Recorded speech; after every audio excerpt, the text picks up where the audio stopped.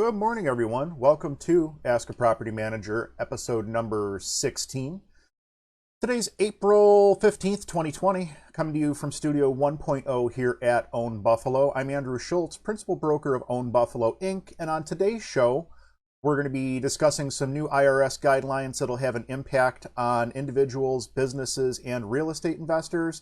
And we're also going to be taking a look at an investment property, doing a little bit of a deal analysis. So without further ado, let's jump right in. First but not the last time we'll plug this today will be our social media. New episodes of Ask a Property Manager hit every Wednesday, 10 a.m. Eastern Standard Time on our Facebook page. Follow us on Facebook at facebook.com/Buffalo Foreclosed Homes. We now have an Instagram. We actually just launched that over the weekend, instagram.com/ownbuffalo. And if you don't mind, head on over to ownbuffalo.com. You can click on the link to subscribe to our YouTube page there. We are trying to grow all of our different social media followings, so if you follow one, if you find our information of value, follow some more. We post different things in different places, so you do get a little bit of different content depending on what medium you're on. Last but not least, I do want to discuss briefly the calendar. Let me jump over to desktop screen here. If you guys are interested in booking a free 30-minute phone consultation with me, I do have some slots open for the end of this week here. I also have some slots that are open for next week as well. Take advantage of that. That's a nice little way to get on my calendar, grab a free 30-minute phone consultation. Not looking to sell you on anything. It's great if you need advice. You don't want to ask a question in a public forum like on Facebook. It's a great way to ask a question, keep your privacy, and get the answer that you need. So that's not limited to just people in the Buffalo, New York market. We do answer questions all over. You know, sometimes the advice has to be a little bit general depending on what state you're in, but we try to help out whenever we can. While we're over here, I might as well show you our Instagram page as well. If you guys are on Instagram, please do us a favor, head on over to the Own Buffalo page and give us a follow. So that being said, I do want to jump into discussing a few new IRS guidelines that have come out. And in order for us to do that, there's a little bit of a transition here. Jump back over. There we go. The updated IRS guidelines. So these are guidelines that are going to have an impact on pretty much everybody in the country in one way, shape, or form. And I wanted to take an opportunity to run through the different changes so that you can get a feel for them and understand what's going on. Individuals and businesses now have until July 15th, 2020 to file. This includes trusts, estates, and corporations.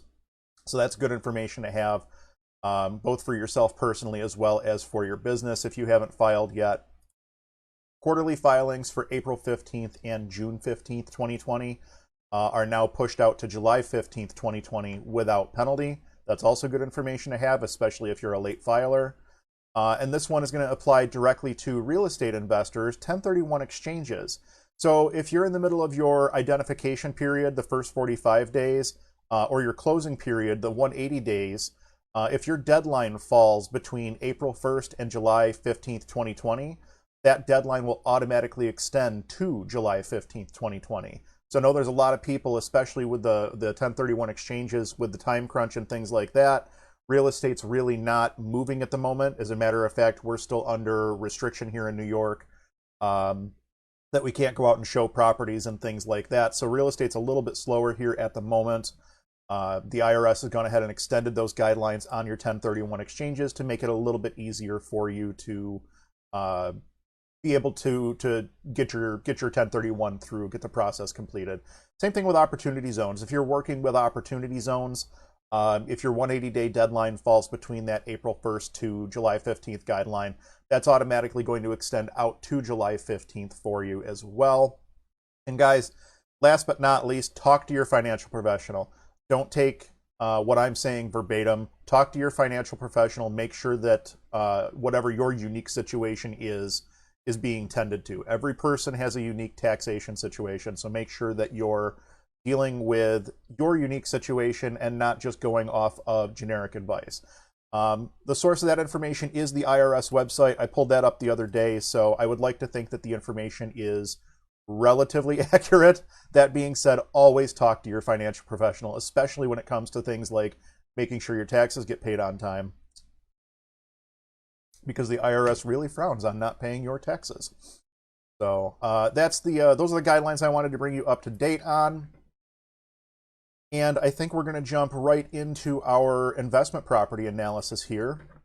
Let me just finish getting things squared away on my screen, and we'll jump right over. And back to desktop. Here we go. All right, so we're going to jump into a deal analysis here. We have our MLS window open. We also have our spreadsheet so that we can do our actual analysis when we get to that point.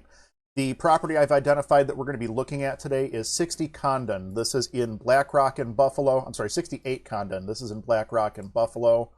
This is our subject property. We'll start by showing you this. Screen setups here. So this is a duplex, 2-family home. This is an upper lower by the looks of things. This is a 3-bed up, 3-bed down. So we'll take a quick look at some of the photos here so you can get a feel for the property itself. And then we're going to look at some of the comps that I've located in the area. This property, before we jump into the photos, this property, again, it's a 2-unit, 2 3-bedroom apartments listed for $127,000. And it's 2,100 square foot. So we'll take a look at some of these photos here so you can get a feel for the property. The 2 units definitely do vary in terms of quality. So this is going to be one of your apartments. You can see it looks like they've put some new flooring in here. It's been recently painted. Bathroom looks a little bit older. Looks like they've got a plumbing access panel here that could have been trimmed out a little bit better. Not sure how well you guys can see that on the video. Let's see, bedroom with carpet, like a living room, smaller kitchen. Looks like one of these must be occupied, one of them might not be occupied. So anytime I see wood paneling in a property, wood paneling is one of those things that makes a property look outdated instantly. This is something that if you have the time between tenants, you can go in with some sandpaper and rough this down, like rough the actual wood paneling down, and then hit it with a couple of coats of paint, a good primer, a good bonding primer, and then a good top coat. And you can really change the way that this entire apartment looks for not a ton of money. It's definitely cheaper than the alternative of going through and re-drywalling an entire apartment. As a matter of fact, we just did this on one of our apartments down in Lovejoy. We went through and scuffed up all the walls and then repainted, and it made a really ugly apartment. And a dark colored wood paneling too. It was a very dark color, so it didn't really help with sunlight or anything. It made the entire apartment feel very dark. Once we went in there, we hit it with our standard Sherwin-Williams agreeable gray, brightened the entire place up. Nice white trim, made it look like a totally different apartment. You wouldn't even recognize one to the other. So that's my little soapbox speech on wood paneling. Okay, so the bathrooms are both dated. So the property's okay. It's definitely could use a little bit of work here and there. It looks like they've gone ahead and done some work on the front porch here, which is nice. So this is our subject property. This is the property that we're going to be comping to see if this is a good deal in the current market. So I'll jump over to our criteria. I'm looking at properties within half a mile of our subject property. Our subject is actually 68. I put 60 so that when I switch to the map view, I can actually click on our subject. You'll see that in just a moment. And I'm looking at everything. I'm looking for active properties, but realistically speaking, I want to know, is there anything under contract and pending in the area, which tells me if the market's moving or not. And then I want to see if there's anything sold, anything that's been pulled out of the MLS, or anything that's expired within the last 180 days, roughly 6 months. Expired is nice because it tells me whether properties are moving on the market or if it's kind of a stagnant area. The thing you have to watch out for is if somebody's got a property that's overpriced or something like that, it'll expire out without anyone making an offer or purchasing the property. But expireds will tell you, if you start seeing a lot of expireds in an area and not as many actives and solds, it tells you that the market's kind of cool in that area. So those are the criteria we're looking at. We're basically looking at everything in that half-mile radius. Let me jump over to the map view here. We're looking at everything in that half-mile radius. I'll zoom out a little bit here so you can get a feel for where in the city we are. So this is going to be basically all of Buffalo here. You've got Cheektowaga, Amherst, North Tonawanda is up here. We'll zoom in a little bit further. We are in basically the northwest corner of the city in Riverside. I think I might have said Black Rock earlier. I apologize. We're in Riverside. And this is our half-mile radius for our property. Driven half-mile radius around our subject. So this green arrow, that's 68 Condon. That's going to be our subject property. So when I was looking through this yesterday in preparation, I already went ahead and pulled up some decent comps. There's quite a few sales in the area, but not all of these are decent comps. And the reason I say that is the property, this is a 2-unit, but there's also some larger multifamilies. There's a 4-unit, a 3-unit, and 8-unit. Stuff that would not make logical sense to use as comps in this particular instance. Let's see, 97 Briggs was one of my comps, and we'll go into all of these comps individually once I have them selected here. And is that my third sale comp there? It is. Okay. So we'll go through. We'll look at all of these comps individually, so you can get a feel for what are the comps moving at, how do they compare to the property that we're looking at, and things like that. And then we'll do our actual deal analysis. So I'm going to start here with 168 Chaddock. This is a sold property. This is another duplex. It was listed for $110,000. I'm sorry, it sold for $110,000, and our property that we're comping is listed at $127,000. So this sold a little bit under. This was listed by Enos over at Hunt. She's a good agent. Very good agent. She does a lot of real estate, a lot of investment real estate deals, knows her way around the investment market. We'll take a look at some of the photos of this property. This property is actually in pretty good shape, all things considered. I don't love the floor there. That's just a vinyl, like a vinyl stick down 12-inch by 12-inch tile. But it's in good shape. I mean, I wouldn't pull it. It's in good shape. I would leave it as it sits. And again, this is another 12 by 12 stick down tile here. This might actually be like a vinyl plank type situation. You can see that they have some updates here in the kitchen, though. The cabinets look like they've been updated. Got some decent appliances. Not a huge kitchen in that unit. Not a lot of counter space to work off of based on the photos that I'm seeing here, but you know, tenants will find a way to make it work. They always do. Interesting color choices in the bathroom. Okay, so we're in the upstairs apartment now. This one's got a little bit older cabinets. They look like they're in good shape, though. So I would say that this property is obviously a little bit nicer than what our subject property is. No wood paneling in here, things like that. And this was 2,058 square foot. So it's just slightly smaller than our subject. Our subject's 2,116 square foot.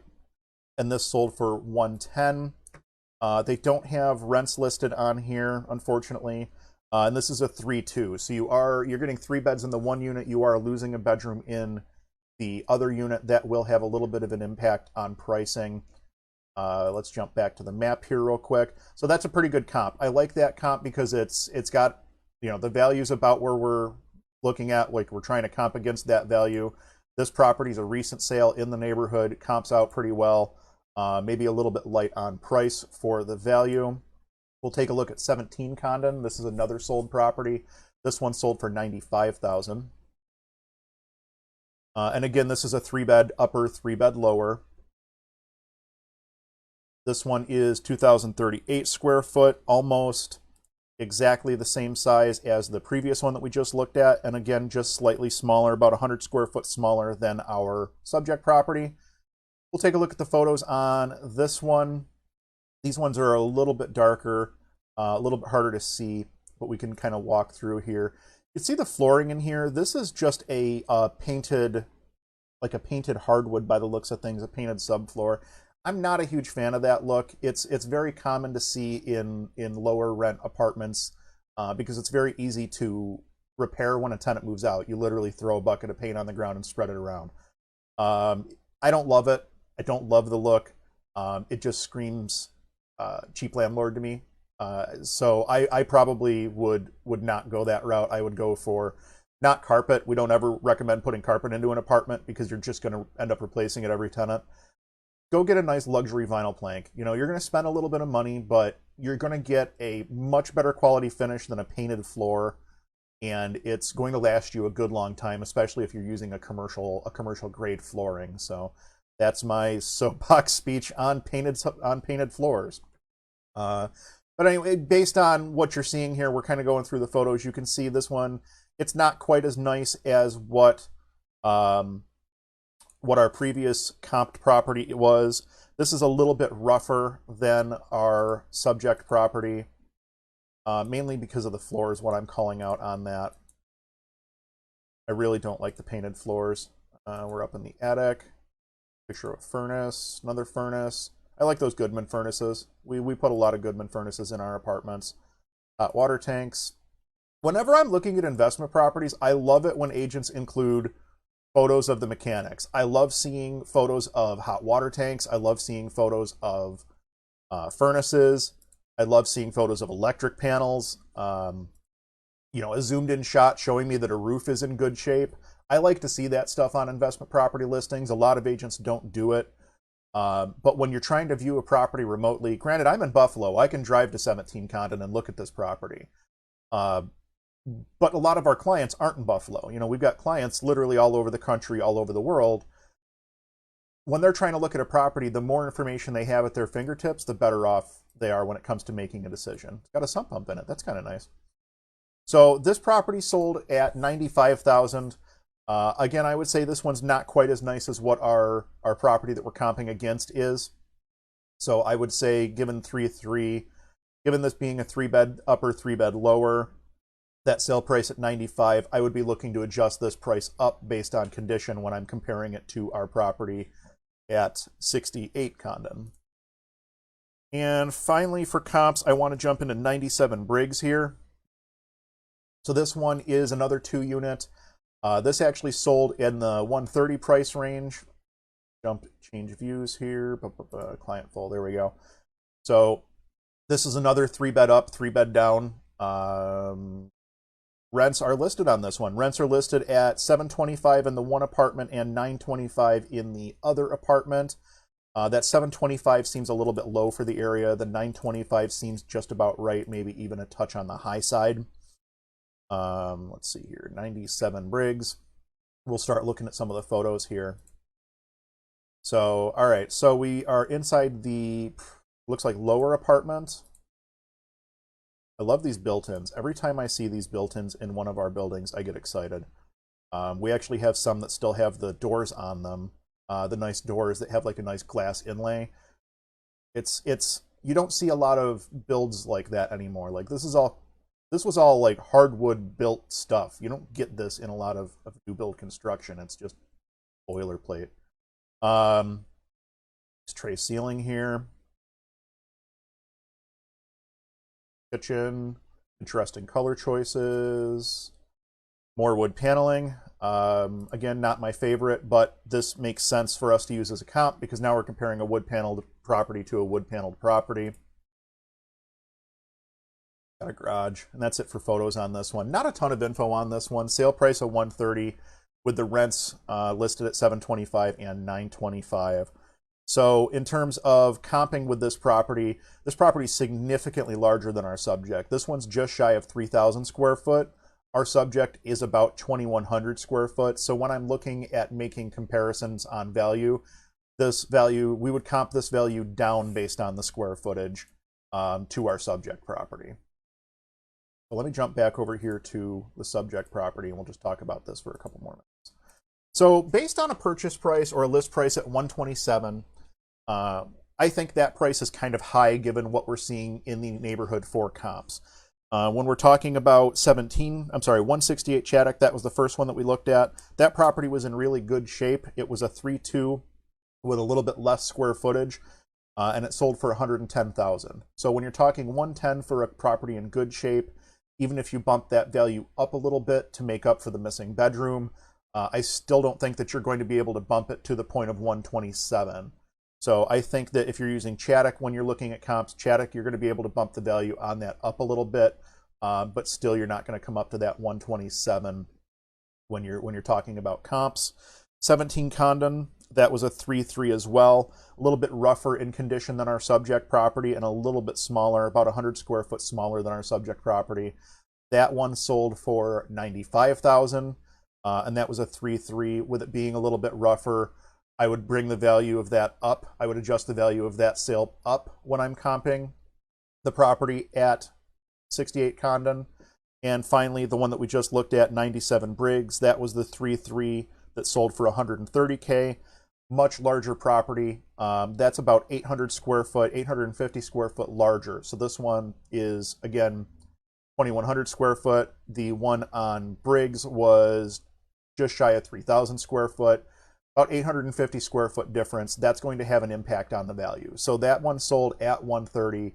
When you're talking about comping, you're going to bring that down based on square footage to bring that purchase value down. So based on what I'm seeing here, I don't think that 68 Condon would necessarily be the best buy at 127 unless I go into the property and I'm completely blown away. I'm looking at the notes here, and it does say new roof, lower porch and gutters. Chimney was recently repointed. Upstairs apartment is newly renovated, and this is our subject property. Having a new roof is huge. That's one of those things that having a new roof doesn't necessarily add a ton of value to your property. However, it does prevent value from disappearing. So like if I see a property and it's got a good roof, I'm not necessarily adding value for that. But if I look at a property and the roof is just completely torched, I'm definitely subtracting value for that because I know that that's an immediate concern that's going to need to be addressed by the purchaser of the property. So that's something to keep in mind. All that being said, I think that 68 Condon might be a little bit high at 127. If I was going to put a price on it, I would probably say closer to 115, 120. And based on that, we're going to start looking at whether or not this makes sense as a deal. So we're going to pull up our spreadsheet. This is our investment property deal analysis sheet. Also has a mortgage calculator and an amortization table built into it. If you want a copy of this, just reach out. I'll send it to you, no cost. I've developed this over the years. It's a nice little spreadsheet. It makes my life easier every single time that I use it. Hopefully it can do the same for you. So I'm just going to drop in the 127 purchase price. And these are both 3-bed, 1-bath apartments. So I'm going to put 2 units in there. The current rents on this are listed at $725 and $760. So we'll go ahead and put those in the boxes. And again, this spreadsheet, you can enter rents up to, I believe this is good for 20 units, if my math is right. Total units 2, units occupied 1. It actually says apartment. Nope, actually, I think both of those are occupied. I'm going to leave other incomes empty for the time being, simply because we don't have any knowledge of any other incomes coming in. Most duplexes, it's just rent. You don't typically have like a paid laundry or something like that. You could have the garages, though. You could be charging on a monthly basis for the garages if that's something that you want to do. Total taxes, we're just going to plug in the information provided by the agent here. Let's see here. What's the assessed value on this? $45,000. Drag this back over. So if I wanted to go, I could do $45,000 in my assessed value and see what the calculator comes out to in taxes, which is $1,235. They're calling $1,153. I'm going to go ahead and put $1,235 in here. I always like to go with the higher value so that I'm working with a little bit more conservative numbers. So we'll go $1,200 on the taxes there. Electric and gas, realistically speaking, if your units are occupied on a 2-unit, you really shouldn't have an electric or a gas expense. This property does have 2 electric meters and 2 gas meters. They always make sure to have that information here in the MLS. So you do 2 electric meters, 2 gas meters. The only time that you're going to experience a gas or an electric charge is going to be during a vacancy. So that's something to keep in mind unless you're including utilities. Water and sewer, I'm going to assume on this one it's going to be pretty standard. Typically, we plan on, let me just bring this window back over here because I have some info that is on the spreadsheet. Water sewer bills typically run $600 a year for a duplex, plan high at $800, and that's for City of Buffalo. That's based off of, I've kind of geared this spreadsheet because we do so much business in Buffalo. I put some notes in here to refresh my memory and things like that based on stuff in Buffalo. So I would plan on a quarterly water bill, a yearly water bill running about $600. I would put $800 in just to be safe. And in the City of Buffalo, water and sewer bills, water bills are run on a quarterly basis. So your user fee, User fee garbage essentially is your garbage pickup in the city of Buffalo. Different municipalities will call it a different thing, but in Buffalo it's called a user fee. Usually around about $200 a year on a duplex for that. Vacancy, we typically plan on 8 to 10% of gross rents. In this instance, our gross rent is $17,820. So I'm going to put my vacancy in at $1780. Insurance, I'm going to call $1,000 over the course of the year. Maintenance, we usually tell people plan on 10% for maintenance and also for management. Guys, I'm going to make the point here, and I try to make it every time I do one of these analysis sheets. Make sure that you're budgeting for management, even if you're self-managing, because there will come a time where your portfolio gets too big for you to self-manage, or something happens in your life and you don't have the time to manage the property and you need to hire someone. Whatever the case may be, budget for management up front. Make it part of your analysis so that down the road, if you have to bring management in, even if you don't plan on having management, if you're budgeted for it on the front end, it'll make it a lot easier to absorb that expense on the back end. So definitely budget for management even if you don't plan on using it. So mortgage payments, principal and interest only. What we're going to do is jump over to our mortgage calculator. Purchase price is going to be $127. We're going to say we'll leave it at a 4.5% interest rate. I like that. 360 months, that's 30 years. And we're going to say that our loan amount is going to be, I'm already starting to see JP Morgan Chase is starting to say that they're tightening up their lending guidelines. It seems that most places are tightening things up so that you're not walking into an investment property with less than 20 to 25% down. So I'm going to go ahead and say 127, and we're going to put 25% down. Our loan amount is going to be $95,250. And we'll say our loan is going to start in May 2020. So this tells us what our monthly loan payment is. Why is it saying total monthly payments of 0? Interesting. Jump over to the Amber. Oh, because we don't have the monthly property tax amount in here. So if we wanted to figure that, what we would do is come back to our spreadsheet. $1,235 is our taxes. That's going to come out to about $100 a month. There we go. And now everything populates out.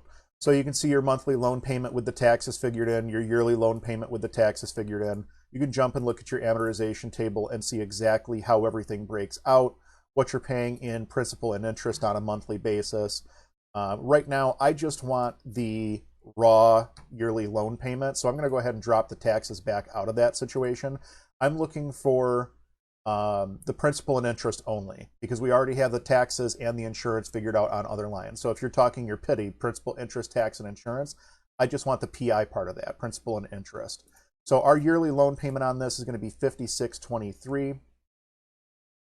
And we will jump back to our analysis. There's your mortgage payment. And again, this is your PITI if you're talking principal, interest, taxes, and insurance PITI. Principal and interest, taxes, and insurance. Everything's still accounted for. We're just breaking it out so that the principal and interest is a little bit different for our calculations here. And that's the basics of the financials, putting the data in on these. So now we're going to come back up here. We're going to say actual cash invested. $31,750. All right, so now we're looking at our cash-on-cash return as well as our cap rate. So the cash-on-cash return is factored as your net operating income divided by your actual cash invested. Look at that. There's even a little cheat right there for you in case you're using the spreadsheet and you're trying to remember the difference between your cap and your cash-on-cash. So this makes more sense if you are financing a property. You want to know what your cash-on-cash return is. What am I making based on what I put into the property? So this takes into account your mortgage principal and interest. So your cash-on-cash return on this property as it sits right now, as it's listed in the MLS, is 11.41. Not terrible. Could be higher. The cap rate at 7%. I like to see a cap rate of at least 10% if you're buying cash. Cap rate is your net operating income without factoring any kind of a mortgage. So your net operating income does not factor in your debt payments. Cap rate ignores that impact of financing. This is most useful in an all-cash transaction. Pretty straightforward. So if you're coming in and you're buying this all cash, your cap rate is what's going to matter there. The 7.28, it's not terrible, but again, on a duplex in the city of Buffalo, I like to see at least a 10% cap rate. Drop that out real quick. And you can see here, if I take the actual cash invested out, the cash on cash disappears because now we don't know what our cash is invested. So it's impossible for us to figure out the cash on cash return. Versus your cap rate, it's just assuming that you're purchasing this property outright and spending the full 127. So we'll go ahead and put that back in there. So now I want to talk about what makes this a more appealing deal. There's only so many things that we can play with here. You can either increase the money coming in the front door, or you can decrease the money going out the back door. Those are the only two ways to really do much of anything to make this property more interesting. You either increase it coming in the front door or you decrease it coming out the back door. So I think that the most logical place to start is the purchase price. If you can pick that property up for 120, so we're gonna have to do a little bit of refiguring here. So at 120, we're going to be at $30,000 purchase price. Oops. We'll jump back over to our mortgage calculator.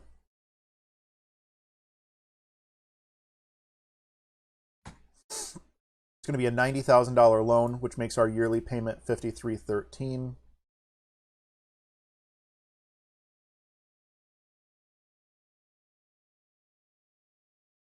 Okay, so just based off of that, what we did was reduce the purchase price of the property to what I'm hoping that you can get the property at. We'll call it 120. I mean, and I don't know. I haven't been out to the property and I haven't spoken to the list agent, so I don't know how much room to move that seller has. But if it was me, based on what I'm seeing, I would be trying to get that property closer to the 115, 120 range. And based on that, you're going to be putting, if you're putting 25% down, there's your 30K. Which means that you are financing that 90K, and that comes out with your yearly loan payment. That's all well and good. That gets us a little, excuse me, that gets us a little bit of the way there. Increases our cash on cash from an 11 to a 13. And it bumps our cap rate up marginally as well. But really, I think the biggest place where you could improve on these units is those rents. I think that those rents could both stand to come up some, even based on like the current condition of the property, and definitely they could stand to come up if you put some work into the property. But we're going to say, let's take those rents for a 3-bedroom apartment, let's take those up to $850 a piece, okay? So now we're looking at $850 a piece, which takes our gross annual income up to the 20,000 range, which is nice.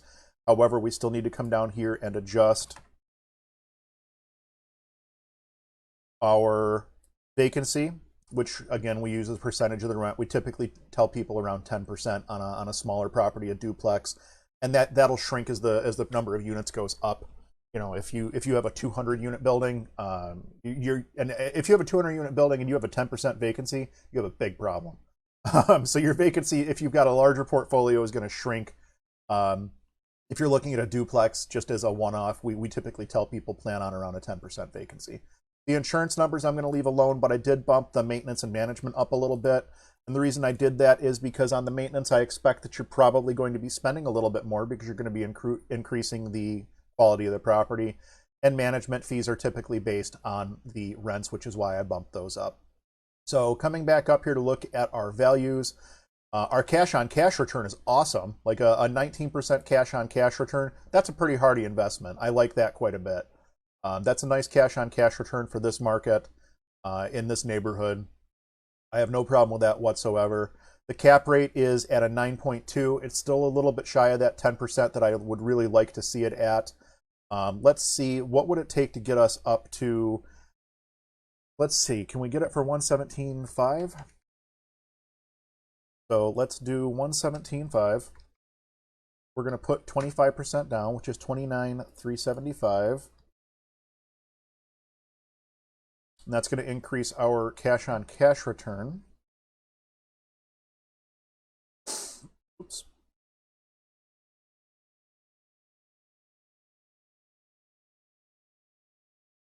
$88.5 puts us at $52.24.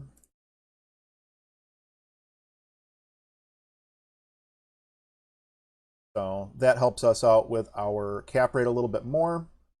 And I think the only way, I'm sorry, our cash on cash return a little bit more. I think the only way that we're going to get that cap rate up is to bump these rents into the 900 range. I don't know as though that's necessarily supportable in that particular neighborhood yet. I think 850 is probably about where you're going to wind up. I know that one of our other properties, our comp properties, they had a unit that was renting at 925, which seemed pretty high to me. I think that 850 to 900 is kind of the sweet spot there. So we will update our values down here. See where that brings us. And there you go. We finally got up to our 10% cap rate. So, you know, it takes a little bit of finagling to understand truly what the property is going to produce. And again, we're looking at numbers on a spreadsheet. We're looking at a snapshot in time here.